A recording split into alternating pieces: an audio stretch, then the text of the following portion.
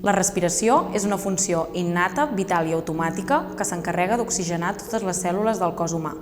La respiració normal, també anomenada respiració nasal, és aquella en la qual l'aire entra lliurement pel nas i permet un creixement i un desenvolupament facial adequat mitjançant la correcta acció de la musculatura. En canvi, quan parlem de respiració oral o bucal, ens referim a quan l'infant té l'hàbit de respirar per la boca. Aquest fet pot influir negativament en el creixement i el desenvolupament de l'esquelet craniofacial. Les causes de la respiració oral poden ser variades. Si la respiració nasal no és possible, el més probable és que hi hagi alguna obstrucció que dificulti aquest pas de l'aire. Les causes més freqüents en els nens poden ser la hipertròfia d'amígdales, les adenoides, la rinitis al·lèrgica, infeccions respiratòries com l'asma i la bronquitis, entre d'altres. Un nen també pot presentar una respiració oral permanent a causa d'un mal hàbit oral lesiu prolongat, per flacidesa en la musculatura, l'estructura orofacial i alteracions també de la postura. Respirar per la boca pot provocar conseqüències com ara: maloclusions dentals és una de les conseqüències més comunes del respirador bucal. L'infant col·locarà la llengua en una posició baixa i els llavis entreoberts per deixar entrar l'aire.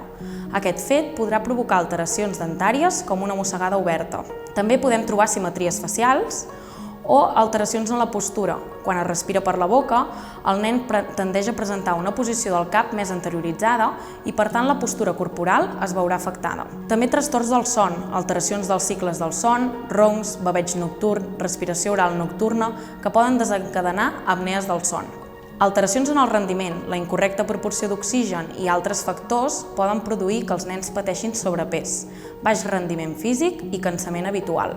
I altres, com ara l'ansietat, l'impulsivitat i dificultats d'atenció i concentració. Els factors descrits anteriorment ens poden donar senyals que un nen és respirador oral.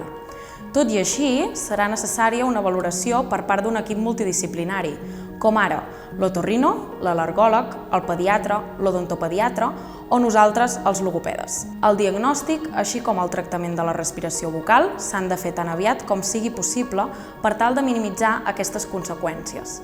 El logopeda especialista en motricitat orofacial serà qui avaluarà la funció respiratòria i, a partir de la teràpia miofuncional, realitzarà el tractament logopèdic per tal de millorar l'estabilitat i l'equilibri de les estructures orofacials.